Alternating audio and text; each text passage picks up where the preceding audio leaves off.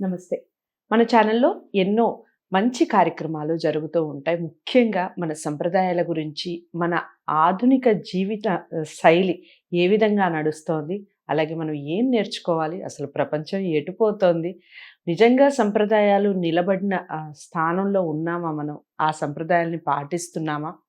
మనకి తెలుగుదనం, తెలుగు ఉట్టిపడే ఒక ఆధునికమైన జీవన శైలిని కొనసాగిస్తున్న ఈ రోజుల్లో నిజంగా సంప్రదాయాలకి పెద్దపీట వేస్తున్నామా లేదా అన్న విషయాల మీద ఈరోజు మాట్లాడబోతున్నాను. నాతో పాటు ఉన్నారు ప్రముఖ వ్యక్తి అని చెప్పొచ్చు.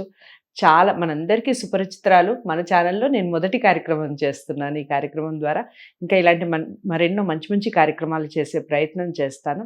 నాతో పాటు ఉన్నారు డాక్టర్ సుంతారెడ్డి గారు. తనడిగి అసలు ఈ సంప్రదాయాలు, ఈ ఆధునిక పోకడ మనకి ఏం నేర్పిస్తోంది, ఈ విషయాల మీద డిస్కస్ చేయబోతున్నాం. నమస్కారం అమ్మా. నమస్తే అమ్మా. మీరు అంటే చాలా చక్కగా వివరణ ఇస్తున్నారమ్మా. నాకు ఒక విషయం చెప్పండి. మామూలుగా మనకి ఈ హిందూ ధర్మంలో, మన భారతదేశంలో ముఖ్యంగా నమస్కారానికి ప్రతి నమస్కారం అని అంటారు కదా, అదే సంస్కారం అని కూడా అంటారు కదా. పాశ్చాత్య పోకడలు ఇంతగా పెరిగిపోతున్న భారతదేశంలో నిజంగా ఈ నమస్కారానికి అంతటి విలువ నేటి యువత పాటిస్తుందంటారా? మీరేం చెప్తారు? అంటే ఈ మధ్య కాలంలో ఈ 2-3 సంవత్సరాల నుంచి ఒక మాట అయితే వచ్చింది. కరోనా వచ్చిన తర్వాత మళ్ళీ అందరికీ భారతదేశ సంస్కృతి అందరికీ వచ్చింది, అందరూ నమస్కారం పెట్టాలి, షేక్ హ్యాండ్స్ వద్దు అని, ఇలాంటివన్నీ మాటలు వినపడ్డాయి. మీరేం చెప్తారు? నిజంగా నమస్కారంలో అంతటి సంస్కారం ఉందా, పాటిస్తున్నారంటారా? నమస్కారం అనేది మన సంస్కృతి.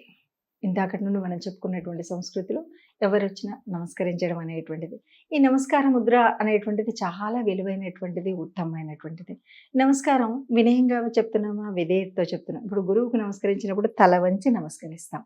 ఈ కైమోడుపులు అంటారు, చేతిని ఇలా ముడిచి మనం చేసేటువంటి ఈ కైమోడుపు, మనం తల వంచి గురువు ముందు ఎలా ఉన్నాం, తల్లిదండ్రుల ముందు ఎలా ఉన్నాం, పెద్దల ముందు ఎలా ఉన్నాం, ఎవరైనా సరే అతిథులైతే ఈ నమస్కరించేటువంటి సంస్కృతి ఒక్క భారతదేశంలో సనాతన ధర్మంలో ఉన్నటువంటిది. సరే, ఈ నేటి కాలంలో పిల్లలు దాని బదులు హాయ్ అను, హలో అను, ఎందుకంటే మనకెప్పుడు కూడా పిల్లలకి తరం మారుతూ ఉంటే మేమేదో లేటెస్ట్ మోడ్రన్ టెక్నాలజీ కాదు, మేము బాగా ఇతర దేశాల్లో ఎవరైతే ఏది ఉన్నారో మేము అదే చేస్తున్నాం అనేటువంటి తరం ఇప్పుడు పిల్లలది కాదమ్మా. చెప్పాలంటే ఇంతకంటే ముందు తరంలోనే బాగా అలవాటైంది. అమెరికా లేకపోతే ఏదైనా సరే ఇతర దేశాల నుండి మనం దిగుమతి చేసుకోకూడనటువంటివి ఏవైతే ఉన్నాయో అవి చాలా చేసేసుకున్నాం. వాళ్ళలో కూడా చాలా మంచిగా ఉన్నాయి, అవి మనం దిగుమతి చేసుకోలేదు. ఈ పనికిరానివన్నీ కూడా దిగుమతి చేసుకున్నాం. అలా హాయ్ అంటాడు, హలో అంటాడు, ఇంకేదో అంటాడు, ఆఖరికి చివరికి ఓ గురువు గారు కనబడి హాయ్ సార్ అన్నాడు అనుకోండి, అర్థం ఎంత ఇది పోతుంది. అట్లా ఎందుకంటే ఈ కల్చరు, దీన్ని కొంత సినిమాల ప్రభావం అనొచ్చు, లేటెస్ట్గా టీవీల ప్రభావం, అంటే ఏమంటారు సీరియల్స్, అవి వాటిలలో కూడా నాన్న ఫ్రెండ్ అని నాన్నను పేరు పెట్టి పిలవడం, ఇలాంటివన్నీ వచ్చాయి చూడండి. పెద్దలను గౌరవించడం అనేటువంటి సంప్రదాయం నుండి మనం కిందకి దిగజారుతూ ఉన్నాం. దానివల్ల నాన్నని పేర్లు పెట్టే పిల్లలు చాలామంది పేరు పెట్టి, నేను మా నాన్న ఫ్రెండ్స్ లాగా ఉన్నాం, లేకపోతే నేను మా అబ్బాయి ఫ్రెండ్స్ లాగా ఉన్నామని వాడు వచ్చి పేరు పెట్టి పిలుస్తాడు. అది పద్ధతి కాదు. అలాగే ఇంకా పెద్దవాళ్ళు అందరితో కూడా హాయ్ హలో అనేటువంటిది, హలో అని ఎవడన్నాడు అన్నది మనకు ఒక్కసారి తెలిస్తే, వాడెవడో హలో అన్నది టెలిఫోన్ కనుక్కున్నాడు, వాడెవడో మొట్టమొదటిసారిగా వాడి ప్రియురాలికి ఫోన్ చేద్దామనే ఆతృతలతో ఆవిడ పేరు ఏదో ఉందట, దాని పేరుతో పిలిచాడు, అదే హలో అయిందట. మరి అలాంటిది వాడే కనుక్కున్నవాడు కాబట్టి అక్కడేదో చేసినటువంటి టెక్నాలజీకి వాడు ప్రియురాలను పిలుచుకున్నాడు. మనకేం రోగం? చక్కగా మనకున్నటువంటి సంప్రదాయాన్ని బట్టి చక్కగా పలకరింపులో కూడా ఒక తేడా ఉండాలి. అన్నీ పక్కవాడి అయితే మనం ఈ దేశంలో పుట్టి ఈ ధన్యభూమి, పుణ్యభూమి, కర్మభూమి అన్నటువంటి ఇక్కడ దేవుడే లేడా? వాడేదో ప్రియురాలను పిలుచుకున్నాడు, మనం పిలుచుకోవచ్చు కదా చక్కగా. జై శ్రీరామనో, హరిహోమనో, ఇంకేదన్నా పెట్టవచ్చు కదా. హలో ఎందుకు ఫోన్ చేయగానే? ఇది మనం పాటించకూడని విషయం. ఇక నమస్కారాన్ని ఎవరు పాటిస్తున్నారంటే నాకు తెలిసి ఎవరు పాటించట్లేదమ్మా. ఏదో తప్పు అన్నప్పుడు తప్పనిసరి అయితే దేవుడు ముందు నమస్కరించడం ఒక పద్ధతి.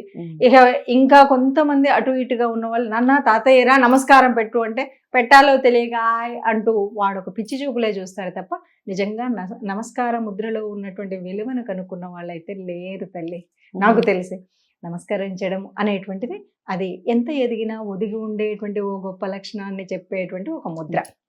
కాబట్టి నమస్కారం దాని విలువ దానిదే. ఎవరైనా సరే ఇట్లా ఒక్కసారి నమస్కరించండి, ఆ రెస్పెక్ట్ వేరే చాలా ఉంటుంది. బాగుంటుంది. మనం ఎంత పెద్దవాళ్ళైనా చిన్నవాళ్ళైనా చిన్నపిల్లలు గవ్వుకుని ఇట్లా ఇట్లా రెండు అబ్బా చిన్నవాడైనా ఎంత ఎంత చక్కగా బుద్ధిమంతుడురా చెప్పారు కదా అంటూ ఉంటాం కదా. ఉమ్. సో మన యొక్క క్యారెక్టర్ని తెలిపే రకంగా ఉండేటువంటి ముద్ర అది. సో అదండి సంగతి.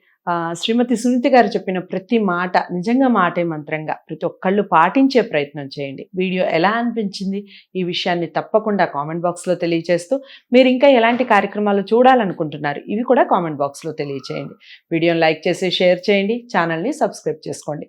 మరో మంచి కార్యక్రమంతో మళ్ళీ కలిసే ప్రయత్నం చేస్తాను. ఇంతవరకు సెలవు. నమస్తే.